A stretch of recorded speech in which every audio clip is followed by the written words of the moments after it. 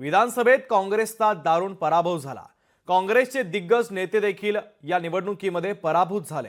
खुद्द प्रदेशाध्यक्ष नाना पटोले अगदी काठावर पास झाले। तर मग काँग्रेसमध्ये आता खांदे बदलाच्या संदर्भात चर्चा सुरू झालेली आहे आणि एकंदरीत त्या घडामोडींचा आढावा घेणारा लोकशाही मराठीचा खास रिपोर्ट आपण पाहूयात।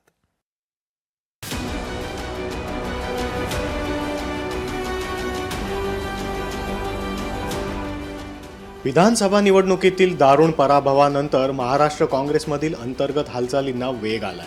राज्यात नुकत्याच झालेल्या विधानसभा निवडणुकीत काँग्रेसला फक्त 16 जागांवर विजय मिळाला। या निवडणुकीत काँग्रेसच्या अनेक दिग्गज नेत्यांना पराभवाचा सामना करावा लागला। त्याचबरोबर पक्षातील अंतर्गत खतखतही समोर आली आहे। काँग्रेसला लोकसभा निवडणुकीत 13 जागा जिंकता आल्या, मात्र विधानसभेत 105 पैकी 16 जागांवरच समाधान मानावं लागलं। त्यामुळे प्रदेशाध्यक्ष नाना पटोलेंनी या पराभवाची जबाबदारी घेऊन प्रदेशाध्यक्षपदाचा राजीनामा दिल्याची जोरदार चर्चा सुरू आहे। मात्र नाना पटोलेंनी याबाबत स्पष्टीकरण दिलंय। निकालाच्या नंतरचा इश्यू नाहीये, हा पार्टी अंतर्गत इश्यू असतो। प्रत्येकाला संघटनात्मक एक कालावधी असतात आणि हा पार्टी अंतर्गत चर्चा असते। हे काही ओपनली नाही करावं, या चर्चेला काही ओपनली करण्याचं कुठले कारण नाही। आणि मला असं वाटतं की काँग्रेस पक्ष संघटनात्मक जे काही निर्णय घेतात ते आपल्याला वेळोवेळी कळतात, त्यामुळे तो आपल्याला वेळोवेळी कळेल।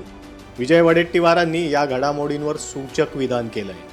पटोलेंनी विनंती केल्याबाबत माहिती नाही, पण राज्यातल्या प्रमुखांवर विजय किंवा पराभवाच्या जबाबदाऱ्या असतात, म्हणून पराभवाचंही श्रेय त्यांनाच जातं। माहीत नाही मला चर्चेमध्ये काय आहे ते, मी काही चर्चा ऐकली नाही।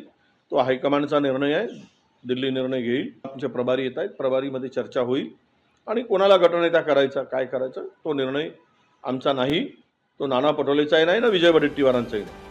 विधानसभा निवडणुकीत काँग्रेसच्या अनेक दिग्गज नेत्यांना पराभवाचा सामना करावा लागला।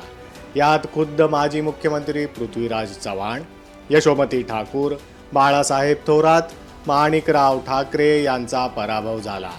स्वतः नाना पटोलेही काठावर म्हणजे फक्त 204 मतांनी विजयी झालेत। त्यामुळेच पराभवाची नैतिक जबाबदारी स्वीकारून नाना पटोलेंच्या राजीनाम्याची जोरदार चर्चा सुरू आहे। 17 तारखेला नागपुरात पार पडणाऱ्या काँग्रेसच्या बैठकीत काय निर्णय होईल ते पाहणं मात्र आता महत्त्वाचं असणार आहे। उमेश करंजकर, लोकशाही मराठी, नागपूर।